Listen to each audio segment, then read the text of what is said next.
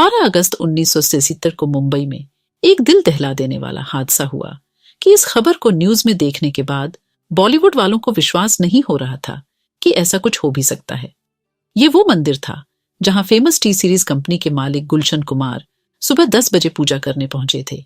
लेकिन समस्या यह थी कि मंदिर के बिल्कुल साइड में यह धूप छाया अपार्टमेंट था और इस अपार्टमेंट के ठीक सामने एक नाई की दुकान थी और उसी दुकान पर अंडरवर्ल्ड डॉन दाऊद इब्राहिम के द्वारा भेजे गए 3 गैंगस्टर मौजूद थे। खैर 15 मिनट बाद 10:15 बजे मंदिर से बाहर आकर गुलशन कुमार साइड वाले धूप छाया अपार्टमेंट की ओर पार्क की गई अपनी गाड़ी की ओर बढ़ने लगे। तभी उनमें से एक शूटर ने गुलशन कुमार की कनपटी पर बंदूक रखी और बोला, बहुत कर ली पूजा, अब मरने के बाद करना। इसके बाद दाऊद इब्राहिम के शूटर्स ने वहां जो मौत का तांडव किया उसे देखकर आपके होश उड़ जाएंगे। अगले कुछ मिनटों में इन तीनों ने 16 गोलियां गुलशन कुमार में दाग दी। तो आइए डिटेल्स में बात करते हैं। बात 1951 की है। दिल्ली की एक पंजाबी फैमिली में टी सीरीज के मालिक गुलशन कुमार का जन्म हुआ था। बहुत छोटी उम्र में ही गुलशन कुमार अपने पिता की जूस की दुकान पर काम करके उनका हाथ बटाने लगे थे। गुलशन कुमार कोई बहुत अमीर परिवार में पैदा नहीं हुए थे। एक बात तो आपको बताने की जरूरत भी नहीं है कि गुलशन कुमार भगवान शिव और मां अंबा के अटूट भक्त थे।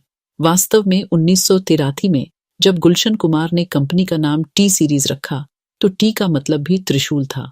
इससे पहले कि हम गुलशन कुमार की हत्या वाले दिन की बात करें, एक बात आपको अच्छे से पता होनी चाहिए कि गुलशन कुमार बहुत ही अच्छे स्वभाव के व्यक्ति थे।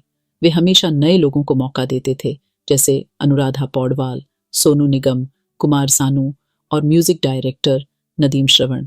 ये नदीम श्रवण का जो डू है, इसमें ये जो नदीम सैफी है, इसे ध्यान से देख लीजिए और दिमाग में रिकॉर्ड कर लीजिए। रिपोर्टेडली ऐसा कहा जाता है कि इसने ही गुलशन कुमार को मरवाया था। आगे देखेंगे कैसे। गुलशन कुमार अपने कल्चर को बहुत मानते थे और अलग अलग मंदिरों में दान भी करते थे। यहां तक कि उन्होंने वैष्णो देवी मंदिर में भंडारा भी शुरू करवाया था, जो आज भी उन्हीं के नाम से होता है। गुलशन कुमार इतने दयालु थे कि वे पिंजरे में बंद पक्षियों को खरीदकर उन्हें उड़ाते थे। रास्ते में कोई जानवर मर जाता था तो उसकी लाश को खुद दफनाते थे।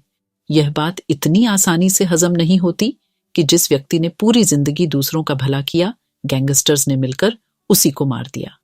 अगले 2 मिनट इस वीडियो के बहुत ही महत्वपूर्ण हैं।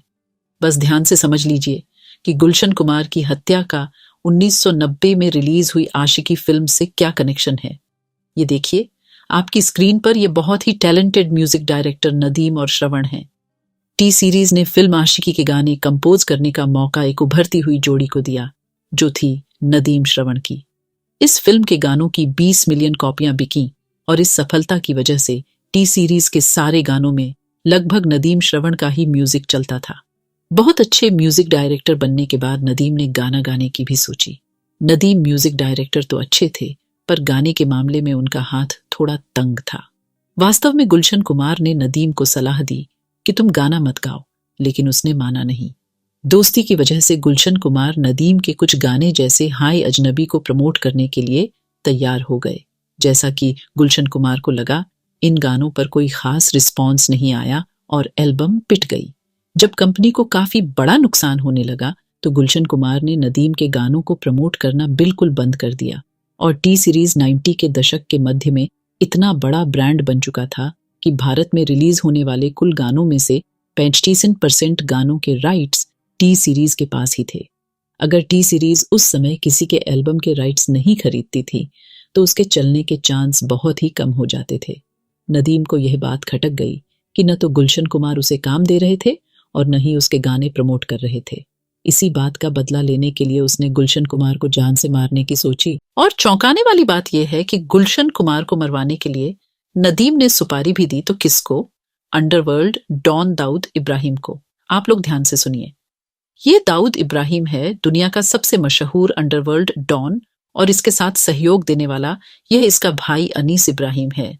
इसके अलावा यह दाऊद इब्राहिम का राइट हैंड और बॉलीवुड का डॉन है, यह अब्बू सलेम है। मई 1997 में दुबई के एक होटल में गुलशन कुमार को मारने के लिए एक मीटिंग होती है। इस मीटिंग में म्यूजिक डायरेक्टर नदीम, दाऊद इब्राहिम के छोटे भाई अनीस इब्राहिम और दाऊद के राइट हैंड अब्बू सलेम गुलशन कुमार की मौत की तारीख तय कर रहे थे। नदीम ने बताया कि कैसे गुलशन कुमार ने उसका जीना मुश्किल कर रखा है और वह दोनों उसकी मदद करें। अब्बू सलेम ने 25 लाख रुपए टोकन मनी लेकर गुलशन कुमार का काम तमाम करने की बात कही। अब्बू सलेम को यह फायदे का सौदा लगा, क्योंकि वह म्यूजिक इंडस्ट्री के सबसे बड़े स्टार को मारकर अंडरवर्ल्ड में और ज्यादा मशहूर होना चाहता था। अब्बू सलेम गुलशन कुमार की जिंदगी के आखिरी चैप्टर की प्लानिंग एकदम फुल प्रूफ करना चाहता था। इसके लिए उसने गुलशन कुमार के हर दिन के हर मिनट की जानकारी निकलवाई। गुलशन कुमार कब खाना खाते हैं, कब जागते हैं और यहां तक कि कब टॉयलेट जाते हैं। ध्यान रहे कि यह सब मैं अपनी मर्जी से नहीं बोल रहा। ये सारी बातें my name is Abu Salim नामक किताब में लिखी हुई हैं, जिसे उस समय के बहुत ही प्रसिद्ध जर्नलिस्ट एस हुसैन जैदी ने लिखा था। खैर, अब्बू सलेम एक साइकोपैथ की तरह गुलशन कुमार को 5 अगस्त 1977 को पहली बार कॉल करता है। चौंकाने वाली बात यह है कि उस कॉल में वह 10 करोड़ रुपए की फिरौती मांगता है। साथ ही यह भी पूछता है कि वह नदीम के गाने क्यों नहीं प्रमोट कर रहा है। आमतौर पर ऐसे ब्लैकमेल कॉल्स को लोग पुलिस को रिपोर्ट करते हैं, लेकिन अजीब बात यह है कि ये बात गुलशन कुमार के भाई किशन कुमार ने उन्हें बहुत समझाई। फिर भी गुलशन कुमार ने ये 10 करोड़ की फिरौती वाली बात पुलिस को नहीं बताई। गुलशन कुमार के पूरे शेड्यूल को सही से एनालाइज करने के बाद अब्बू सलेम ने वो मौका ढूंढ ही लिया जब वो अपने काम को अंजाम दे सकता था। और उस मौके के बारे में हम बात करें उससे पहले कुछ इंपॉर्टेंट लोकेशन को भी अच्छे से समझ लो। ये है गुलशन कुमार का घर, जो कि मुंबई के लोखंडवाला कॉम्प्लेक्स में है। यहां से 4 किमी दूर अंधेरी वेस्ट के जीत नगर में है ये जीतेश्वर महादेव मंदिर, जहां गुलशन कुमार रोज पूजा करने जाते थे। और मंदिर से लगभग 5 किमी दूर है ये कूपर हॉस्पिटल, जहां गोलियां लगने के बाद गुलशन कुमार को ले जाया गया। अब आपने लोकेशंस को सही से समझ लिया है तो इस केस को समझने में और भी मजा आएगा। जिस मौके की हम बात कर रहे थे वो मौका था गुलशन कुमार का काम पर जाने से पहले अंधेरी के इस जीतेश्वर महादेव मंदिर में पूजा करने जाना। मंदिर की लोकेशन और माहौल अबू सलीम के शूटरों को हत्या करने के बाद भाग जाने के लिए आसान लग रहा था।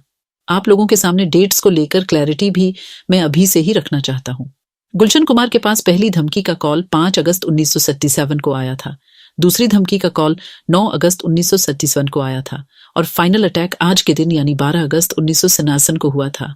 खैर, फाइनली आज 12 अगस्त 1997 का दिन है, मंगलवार का, और किसी आम दिन की तरह ही गुलशन कुमार अपने काम पर जाने के लिए तैयार हो रहे हैं।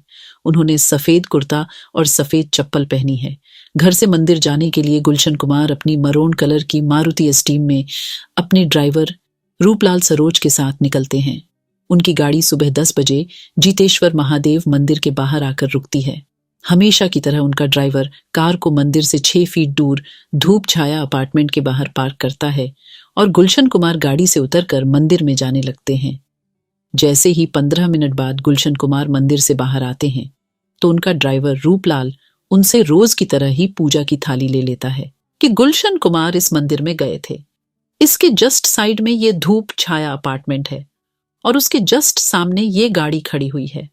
उसके बाद रोड को क्रॉस करके यहां अपार्टमेंट के सामने देखो, इधर ये नाई की दुकान है जिसमें तीनों शूटर बैठकर गुलशन कुमार के मंदिर से बाहर आने का इंतजार कर रहे हैं। ये तीनों ही अब्बू सलेम के बंदे हैं जिनको गुलशन कुमार को मारने का काम सौंपा गया था।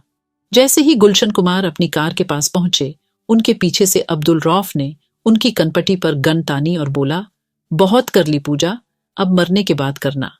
जितनी देर में गुलशन कुमार कुछ समझ पाते, एक गोली चली और उनके सिर को छूती हुई निकल गई। घबराहट में गुलशन कुमार पास ही के एक पब्लिक टॉयलेट में छुपने के लिए भागते हैं, पर उनका पैर वहीं स्लिप हो जाता है। जितनी देर में गुलशन कुमार कुछ समझ पाते, एक गोली उनके सिर को छूती हुई निकल गई और रूपलाल के दोनों पैरों में गोली मार दी गई।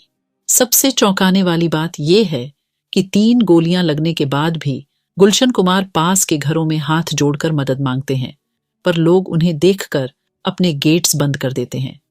एक मूवी के सीन की तरह, जहां गुलशन कुमार पर अब्दुल रौफ, अब्दुल राशिद और अनिल शर्मा ने 12 गोलियां और चलाईं, वहां ऊपर देवी मां की फोटो लगी हुई थी।